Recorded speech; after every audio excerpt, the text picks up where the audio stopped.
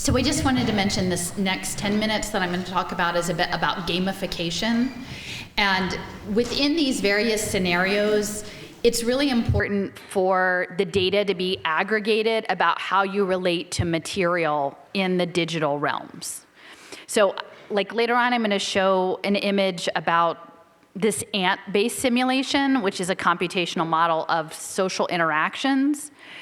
But I just ask you to reflect on the past 2.5 years, like given the nature of some of the questions, and consider how the resistance space has been managed, the various divisions, the various parties, the various influencers, the different narratives that are put out, and understand that all of that is being watched and fed back in feedback loops.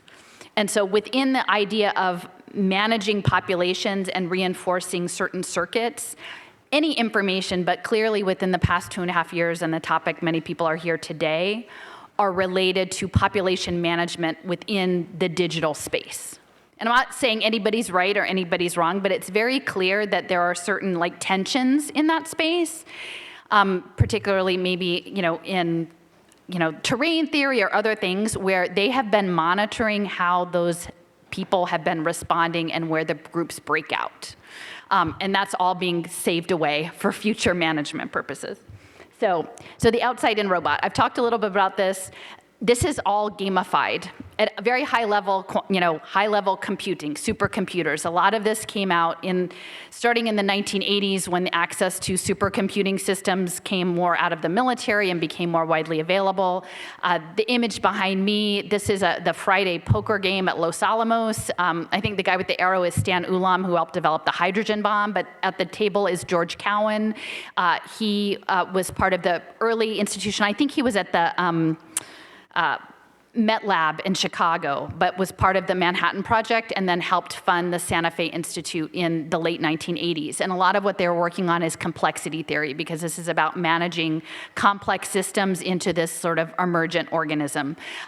On the other side is John Holland. He is the father of genetic algorithms. And so many of these things, once we've reduced life to computational molecular biology, like, it doesn't really matter what bits and parts you're moving around, whether you understand it as like organic life or something else. Like, the game is in the management of it. So whether you're managing algorithms for hedge fund markets or for cancer treatments, like, it all starts to get distilled down into computational equations, and like both with complexity and the gaming. I've talked about the outside-in robot. I think we've been trained to think about robots as like, I don't know, the Star Wars robots, or, Sophia, the humanoid robot, or the Boston Dynamics robot dog, or your Roomba. But really, I think that the robot we should be paying closer attention to is the sensor network. The paper on the one side is talking about the interface with mixed reality, right? It's not just you're gonna live in the metaverse in a VR headset. What's really coming is they want us to perform humanity like live action role play in a sensor network. They want us to perform how it is to be human, so that it can sort of suck that data out of how individual humans, their emotional states, their biological states, their networking states, and feed it into like the machine.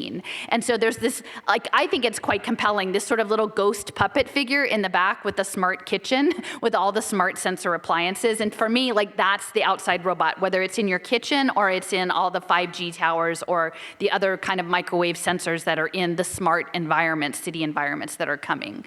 And let me see, this paper, like, it's hard for me to turn around and see it, but it does talk about it as an outside-in robot. And like, it's like an infant, where infants learn by like putting stuff in its mouth and crawling around and experiencing it that. I feel like we're at this early stage of AI where it's like a toddler.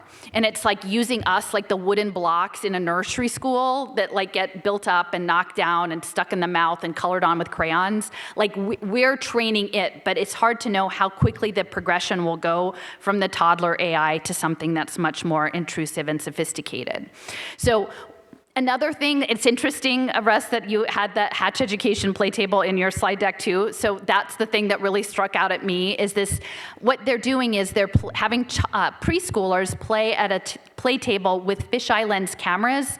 They're supposed to play together socially and then have their behavior scored based on video and audio recorded at that play table. And it's a digital experience. It's not even like tactile, right? And my early investigations into this was related to betting on human capital futures through hedge funds. The Heckman equation, James Heckman at the University of Chicago, Nobel Prize-winning economist, said, we're going to bet on children. We can't change their cognitive numbers that much on a dashboard, but we can change character.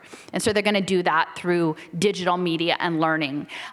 These play tables are in use at EduCare franchise pre-Ks. Some of them are through Head Start programs. Again, there's a huge push for universal pre-K to get it all standardized. But that's the kind of place that you would find these play tables in. The data that's pulled out, it was unclear to me whether the teachers were not scoring the kids based on the video. It was somewhere else, whether that was a person offshore in the Philippines scoring the children, or if it was AI. It's still not clear to me where Hatch Education outsources their scoring systems. But ultimately, it's going to a digital twin. And at first, when I heard about the digital twin, you can look up Nippon Telegraph and Telephone, NTT. They have very robust systems of digitally twinning cities and also human digital twins and all of the value that will unlock as data. I kind of pictured like a Barbie doll or like, I don't know, like a little miniature minifig kind of thing that represents you.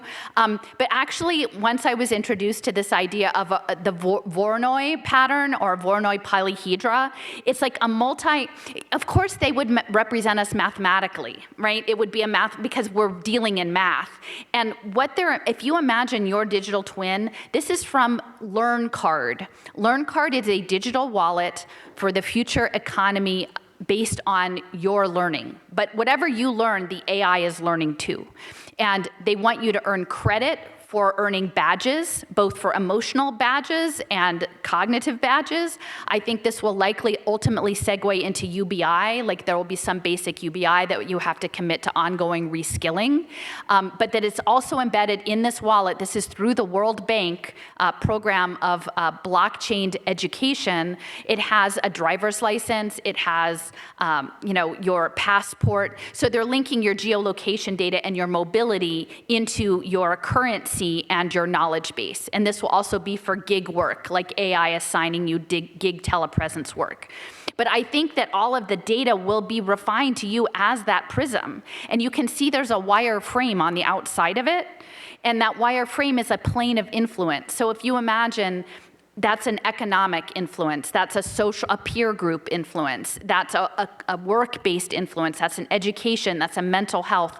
They can start pushing and pulling on individuals to reconform them, stretch them in the direction they want them to be stretched. Not necessarily, it could be internally, it could be voice to skull, it could be some of these frequencies, or it could just be like someone cuts you off in traffic. Like once they can orchestrate the outside-in robot, they could set you up for a day where you miss the bus and your kid throws up at school and something else happens, and then you contort to fit in the plane of this mechanical experience. So this is real. Like, these are not far out. This is coming. And I think, again, within the health space, we're really focused on, like, let me look at every single new thing about the health policy. And I'm saying, guys, it's linked into all of this. And I came in the education door, so I'm paying a lot of attention to this. This is a 1-minute clip from Michael Crowe, again, at Arizona State University. I showed it last year, but just to re-emphasize that it's about gaming education. But in the gaming, it is like us LARPing life for the machine. We have 150 partnerships. We've built a learning platform that's unparalleled. We launched a program in August just to offer a few courses to some folks. On a global basis, we had 192 countries respond, over 120,000 learners for the first couple courses that we put out. We had 12-year-olds in Peru complete college astronomy courses, 4 credit. I don't know what that means. It means something. I had a meeting yesterday with Bill Gates in San Diego as a part of the ASU GSV Innovation Conference on Educational Technology that we had 3,600 people attend.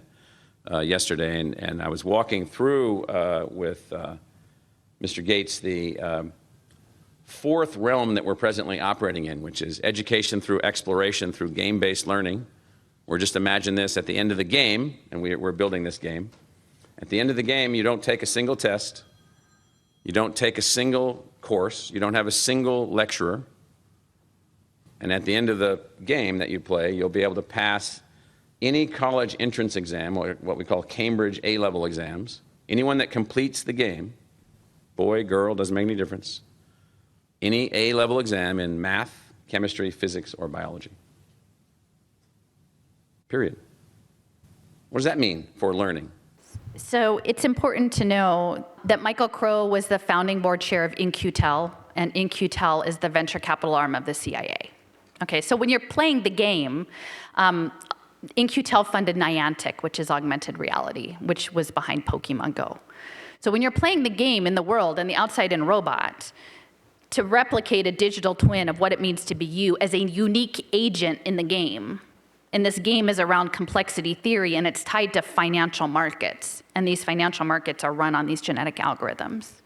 And, you know, as Russ said, it's an algorithm. Like, what we're dealing with soon is going to be things like BlackRock's Aladdin supercomputer running portfolios, global portfolios that are connected to actuators in the environment to shape your future.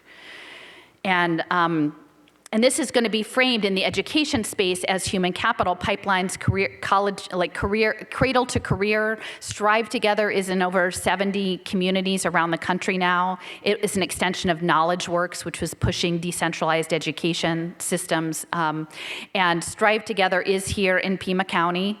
And it's you know, again, they frame it as a pathway. And that pathway is cybernetics. It is a program.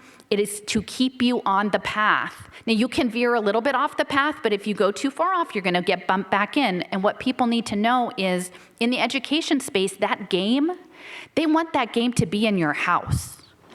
They want that game to be in the city because they get more data. The plan was always to deconstruct public schools. So while many people are feeling like, let me pull my kid out of school, which, you know, I understand because of health requirements or other things, that you may feel that's the best option, but just know that the complexity theory modelers always planned for you to get outside of those buildings and to be trackable in the smart environment. That was part of the plan. So now we have to figure out, knowing that that's part of the plan, to create holons of like-minded people, whether you're somebody who wants to like go off-grid and live in an eco-village, or if you're somebody who wants to like be with the Cato Institute and do like a conservative Latin classical education online. Like, they have something for every flavor, and then they're going to symphonize those into the thing that they think is this global superorganism. Now, I'm not a nihilist. Before lunch, I'm not saying I think it's all going to happen, but I think we need to sort of see the trajectory so we can step through the labyrinth and not get tangled up in it.